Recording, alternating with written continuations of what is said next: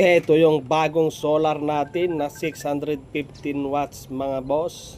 At yun po yung dati nating solar. So bumili tayo nito dahil mahal na ang kuryente mga tol. So ganyan lang, pinatong lang muna natin sa kahoy. Ayan, tignan nyo. Tubig natin dito, unlimited 12 volts po yan mga kabakyan. So, Solar. maliligo ka, hindi mo na kailangan maraming tubig. So check natin sa loob mga kabakyard, no.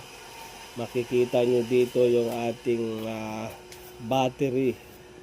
So ito po yung ating battery, LiPo4. Yan po, 12 volts, LiPo4 100 EH. B12. So wala pa B12. po yung charger 12 or volts, inverter LiPo4. mga kabakyard. 100 EH. So wala pa po siyang controller, kaya tatanggalin 1000 watts.